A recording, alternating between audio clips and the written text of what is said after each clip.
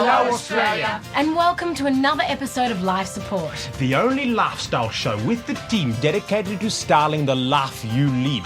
Simply by telling you exactly how to live it. It's great to be your company tonight, and who knows, we might just hold that tip you need to change your life. I'm Life Support's modern woman Sigourney, and tonight I'll be showing all you ladies the benefits of doing some volunteer work in your local hospital's rehabilitation ward.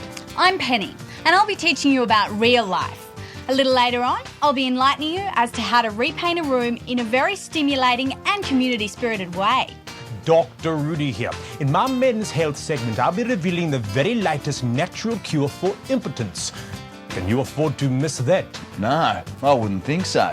I'm Life Support's handyman, my name's Todd, and tonight I'll be letting you in on the safest way to enjoy having a pet pit bull terrier. It's a great DIY project. I'll be keeping an eye out for that segment. Yes, we've got all that and so much more. That's right, so let's get stuck in. For the modern woman in high society, the only thing more important than the right dress is the right address. And since you probably don't have the right address, I'm going to show you how to move in the right circles without actually moving. Simply select the most desirable suburb with the crescent you most want to live in and change your stationery and cards to that address. Then go to your local post office, hire a post office box and fill in one of these mail redirection forms. And there you have it. Thanks to busy PAs and lazy PR firms, you'll soon be included in all the smartest balls and parties and known by all the best people, because your address is now the best address in town. Oh, goody. Of course, you'll never be able to invite anyone to your real house, but with your new address, you'll be too busy to spend any time at home anyway. Happy house hunting party, girl.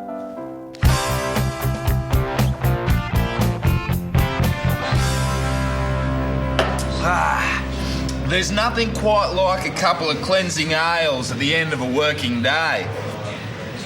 But if you're like me, 2 quickly becomes 4, plus 1 more for the road. And now, the road is your greatest obstacle to home. Getting caught drink driving on our roads is a problem. But if you do get caught, you're a bloody idiot. But if you think before you drink, there is a way to make the drive home without incident.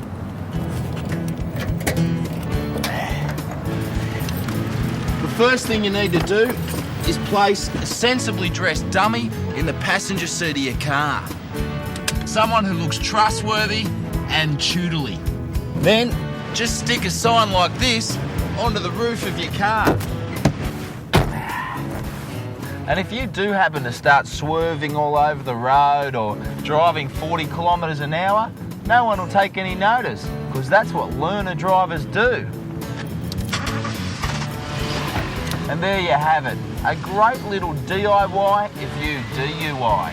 So take a tip from Todd and keep a body and a banner in the boot, guaranteed to keep you out of cab fares and court fines.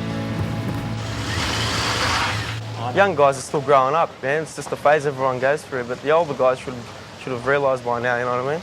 There's a lot of music students down there and they play the didgeridoo, right? And they say, like, you hear them talking, saying, oh, just circular breathe. So, you get out of it. I don't know if that actually works. And I absolutely reeked of alcohol and stank of alcohol, and I got pulled over. So I just shoved a whole lot of fries in my mouth and put the window down, and the officer's just looking at me because I've got fries and everything hanging out of my mouth, and he goes, oh, you haven't got your lights on. I said, why? And he goes, yeah, well, turn your lights on, off you go. And dare say, if I didn't have the fries, he would have smelt it a mile away. Stench of McDonald's has killed it all.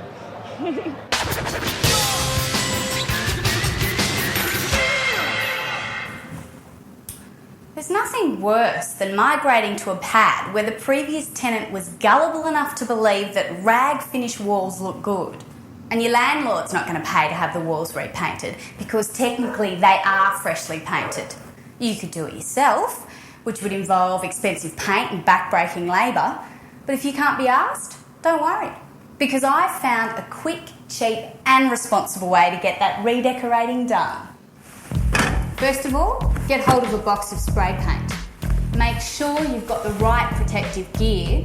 Then just let the local kids know that your place is available as a safe chromie house where you supply the aerosols. Most people think that the youth of the nation are just a bunch of lazy, useless bums, but all they really need is the right motivation and the right working environment. So, close all the windows and doors and let your inhalant interior decorators get to it. You probably don't know it, but chroming can create feelings of stimulation, excitement, giddiness and delusions of grandeur, which are all the signs of a good interior decorator. Now, there are a few things you should know before you let anyone do this on your premises. Firstly, make sure you use an enamel paint, which contains the right chemicals. Most brands are clearly marked for your convenience. Secondly, make sure your panting painters start at the top of the walls, because the higher they get, the lower they're going to go. And you don't want to end up with some half-assed, half-finished job, so keep an eye on them. If they look like they're struggling, give them a hand. Move them into the recovery position. Might also be a good idea to put some drop sheets like these down, because while you don't want anyone choking on their own vomit, you totally don't want it all over your floor either. And that's all there is to it. Turn your living room from this into this. You get a new look for your living room in half the time and for less than half the price. And you can start building a real sense of community in your hood by letting the kids know that the next time they take a trip, they've got you for travel insurance. See ya. Oh, Penny, what a wonderful way to make over a room while helping the youth of today. I think you should be congratulated for giving those young people a safe place to enjoy the foibles of being young people. Really? I would have thought you of all people would have been dead set against it. I'm not that straight, Penny. I've dabbled with some inhaling games myself. Really? Oh, yes. I remember, only just, this one afternoon, I must have inhaled at least half a bottle of Chanel No. 5. The perfume? How does that work? Oh, it's simple. You just spray a generous amount of Chanel No. 5 into a Prada handbag, and then... Oh, yes. That's the stuff. That takes me to another place. Yeah? I don't think I'd call it chroming, though. Oh, I don't. I call it Chanelling. You want to go? Nah, I'm good. But hey, why don't you have another crack at it while we have a crack at this?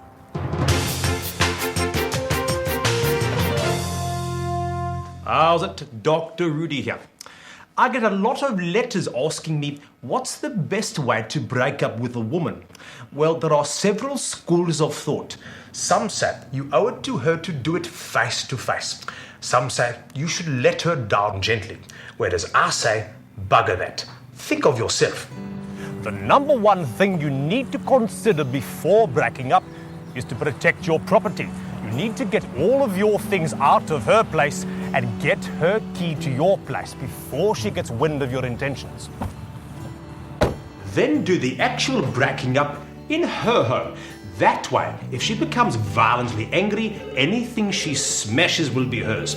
Now, it's also a good idea to do it face to face so there are no misunderstandings. How's it, darling? Fine, and you? Are you on your way home? Good. See you soon. Bye now. Now, you don't want her to think she has a chance of winning you back. She'll only start stalking you. So you really have to spell it out for her. Now, I've invited a friend over to help me do just that.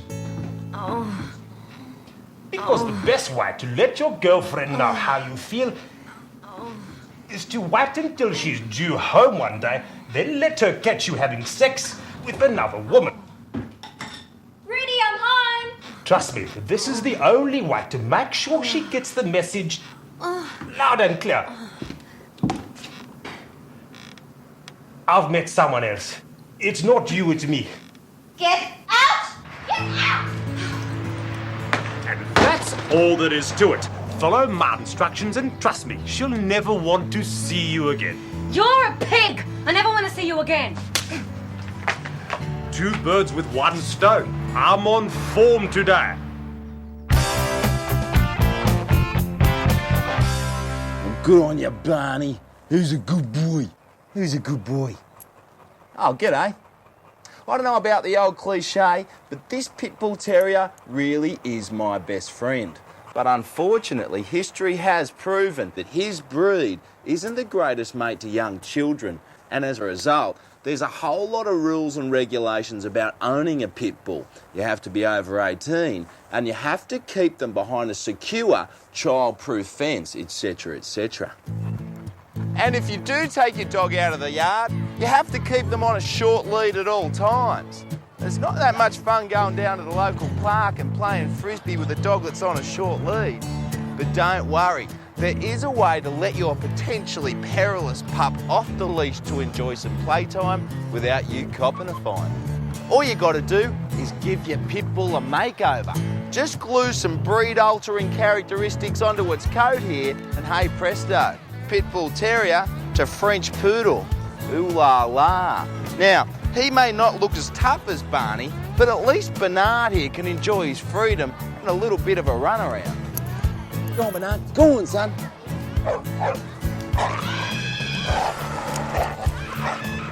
And if your dog does maul a kitty, who would have thought a poodle could be so uncharacteristically violent? So when they tell you you have to have your dog put down, well, the vet will be expecting a poodle. So, just take him one, knowing your baby's home safe and sound. Come on. Come on. Get in. And that's all there is to it. So take a tip from Todd, a little canine cover-up means you can enjoy a real man's dog. You don't just put a dog down because it bit somebody. Not automatically. You got to know the reason why. Was it being poked and sticked and was it, encouraged to actually fight for his life? I don't like the idea of killing an animal because they've attacked people. It's just like when sharks attack people, that's their territory. Kill them, destroy them, that's it.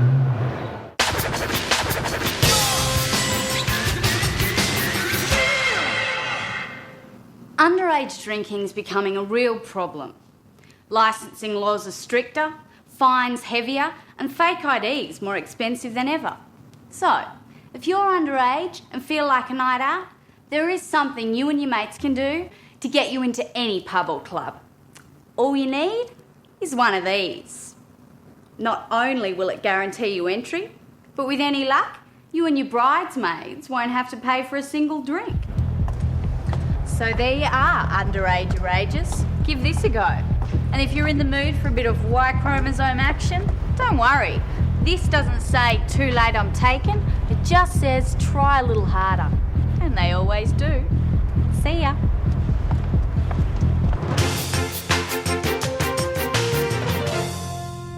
Look at this. Most people think this is a terrible act of wanton destruction of our great Australian real estate heritage perpetuated by a few mentally disturbed young men. But even this cloud of smoke has a silver lining. Research into the psychosexual motivations of the average Aussie pyromaniac have produced exciting medical breakthroughs in the treatment of impotence. That's right, men. Impotence. Now you don't need to spend money on expensive pills, pumps or prostitutes. All you have to do is start a fire of your own. You see, nothing brings on a rush of blood quite like being responsible for the devastation, drama and media attention of a good bushfire. It means men with small, useless penises now can have something they can be proud of. And once the wind picks up, so will you, knowing that these things can sometimes burn for days. Now, this is an impotence treatment that's 100% effective and 100% natural. As we all know, fire is how the Australian landscape regenerates itself, burning away the old, decaying and ugly and replacing it with the new and more beautiful. Take this for example. This was a typical family home, an unbelievable eyesore from the 70s. But thanks to the fire, it has been burnt to the ground to make way for modern and vastly improved accommodation. And you'd have reduced the number of native pests that are likely to jump out in front of your car at night. Yes, this clean cull has made the road safer for all Australians, and that's something to be proud of. So ladies, if your man comes home smelling of smoke and soiled with soot, you'll know that his little fire hose is now a fire chief, and he'll be ready to fan the flames of your desire. So men, if you suffer from being a bit of a softcock, why not light a bushfire? Pana.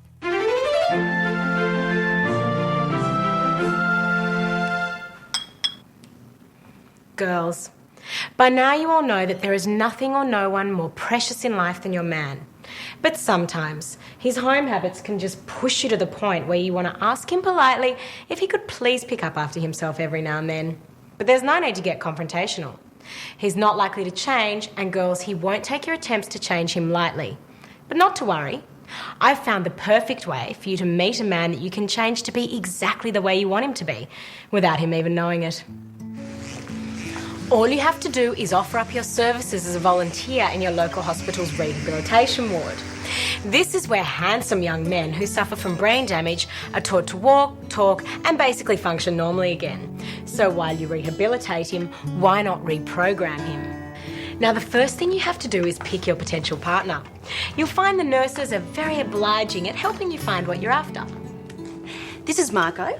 He was carjacked for his BMW right across the road from the law firm that he works for. He suffered massive brain damage when he was brutally beaten across the back of his head. Thank God it was the back. I'll take him. Just one foot in front of the other. Well done, Marco. Once you've chosen your man, it's time to start his rehabilitation and reprogramming. Bend all the way down. That's right, we don't leave a wet towel on the floor, do we? That's right, it's all coming back to you now, isn't it? Now, underpants. Near or in the laundry basket. Of course, early on in the relationship, there'll be some things that he can't do for himself, and you'll have to do them for him. So, if you don't like the length of his sideburns, trim them. And his personal grooming needn't stop there. It gives him that smooth, athletic appearance and the motivation to start speaking again.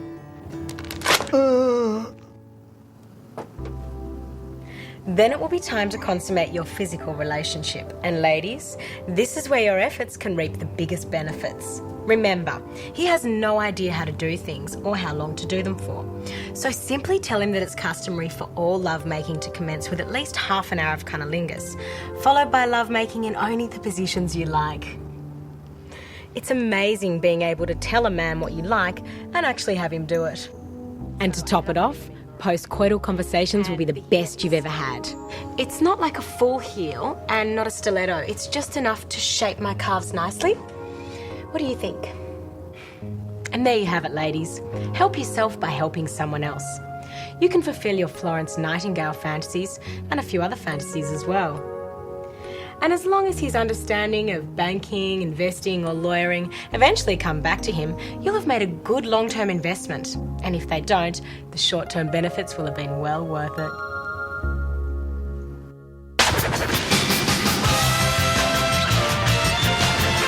Well, Dr. Rudy, here we are, second week back, and look at the amount of letters we've already received. Yes, Penny, I think average Australians have been quite stuck without us. Totally. So if you've got a problem you can't get your head around, Or you simply want a decision made about your life. why not write in and tell us about it? That's right. Send your letters in to Life Support. SBS locked bag 028 Crow's Nest. 1585. And folks, the sooner you get them in, the sooner we can help out. But right now, why don't we take a look at the next segment? One of the best things about living in the land of Oz is that we're surrounded by 20,000 kilometres of coastline that offers up what I think is arguably the best seafood in the world. But aren't we just spoilt for choice? An amazing array of fish and crustaceans and molluscs. But for me, one of the best fruits of the sea is this little gem, Seafood Extender. Now, doesn't that look just tops? Oh, and there it is, that clean sea spray smell and the mild, almost sweet accent of the plastic shell. Seafood Extender is available all year round and from all regions in Australia. But in some places, it's known as Seafood Stick or Seafood Highlighter. But don't worry when you're asking for it. Most fishmongers will know what you're talking about. Now, when you're buying your Seafood Extender, how do you know you're getting the freshest you can buy? Firstly, have a good look at it. The flesh should be clean and white. And the markings along the back here should be of a deep orange colour. Then, give it a gentle squeeze. Now, it should have a little bit of give in it, but not too much. and no one enjoys having limp extender in their mouth. But the best way to tell if your seafood extender's on the go is simply to smell it. Oh, now that's delicious. I mean, it must have only been defrosted this morning. The only way you get anything fresher than that is if you caught it yourself. I'll have half a kilo of the seafood extender, thanks, mate. Now, another thing to try and keep in mind is to buy roughly the same size and weight. This will ensure that your cooking times will be even. That'll be $3.50, thanks, mate. Oh, and it's cheaper than the chips. Now, stay with me, because I'm about to show you some delicious ways to prepare this little treasure from Neptune's garden. So lay your extender down flat with the exposed end facing you and insert your blade at the top here. Slide the blade away from you, down the length of the extender. Oh, there you have it. No bones, no scales, no waste. Now, all you need is a martini glass, a lettuce leaf, and some Thousand Island dressing. A seafood classic.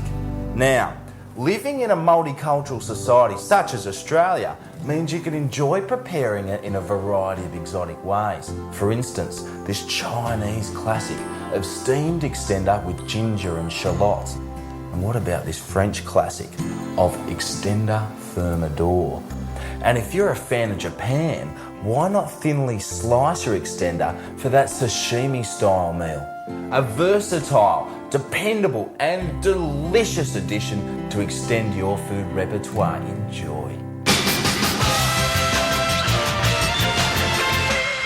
Oh, Todd, you've simply got to give me the recipe for that fabulous looking Chinese dish. Yeah, I could totally tee something up.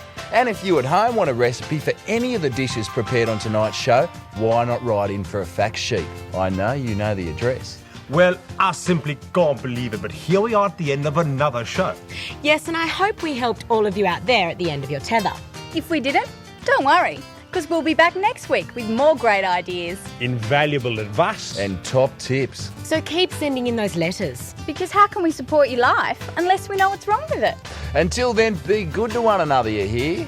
And in the meantime, why not learn a language? And remember, we're here for you. Good night, Australia.